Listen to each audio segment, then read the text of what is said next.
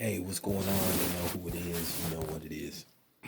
All right, you guys. Nipsey Hussle, artist, Killer Twan, basically sends a direct message to Blueface Bleed 'em and wack100, basically telling them don't speak on Nipsey Hussle or it's gonna be serious consequences and repercussions. He basically threatened to like really get at him.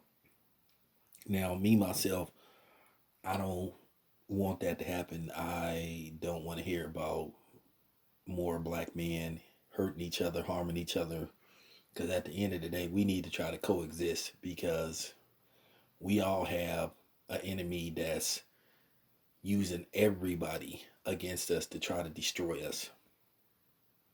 And we shouldn't be engaging in that. As far as wack100 go, wack100 is a attention whore and he a hypocrite. Now he's sitting up talking greasy on Nipsey Hussle and talking about that Eric Holder had the right to basically get at Nipsey Hussle because he called him a snitch and he violated him in the worst type of way. Now he talking all this street shit, but keep in mind this is the same nigga that talked about he want to work with possibly that pussy ass mutt, greaser Takashi 69, who basically took down a flock of black men who was a known snitch. I mean, wack100 is the biggest hypocrite I ever seen. Straight up hypocrite.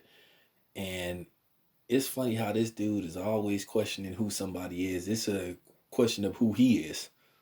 I don't want to get all personal into his, life and all that type of shit, but it's shit that been said about him. You know? So let's just keep it 100.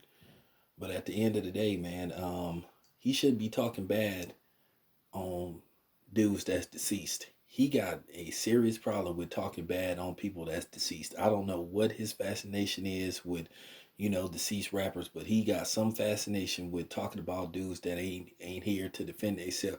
And as far as him questioning Nipsey Hussle's gangster and gang affiliation, from everybody I know, keep in mind, you know what I'm saying? I didn't talk to Crips. I didn't talk to Bloods. It's not out of the ordinary. Crips come to Oakland all the time. They have family. They have chicks. They whatever. You know,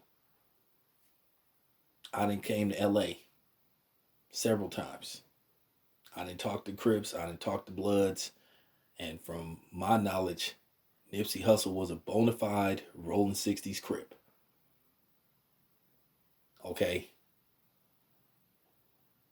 So I don't know where he get his information from, but he just come across as a hater.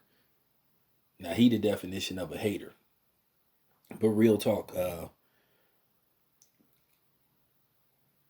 it would be in wack100's best interest to just stop talking. Okay, before his luck run out. Okay, it's bad enough he call himself being Paru, but then he talking bad on a Crip. That's cause for concern right there. That could be a problem already, based off the history of the Crips and the Bloods. Dude just need to stop talking, man. Real talk. He need to keep his thoughts to himself. And obviously, whoever he was talking to on the phone didn't like his ass too much, neither, because they basically leaked the phone call. Then he go on that dude's once again another Culture Vultures show trying to double down the shit. Like I said, man, it's a difference between being hardcore and then playing too cool for school. Then he apologized, then he tries to, play that, I apologize, but I'm still, I'm still gangster with mine, man. Fuck that shit. Like I said, man, that shit ain't nothing to play with. And from my knowledge, he didn't even know Nipsey Hussle that well. So that's another reason why he shouldn't be speaking on a dude like that, especially a dude he ain't really had no real interaction with. It's a difference between seeing somebody saying what's up, shaking hands a couple of times, and basically like really engaging and hanging out with a person.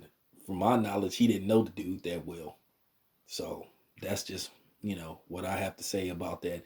Anyway, this your boy Town Biz. I'm out.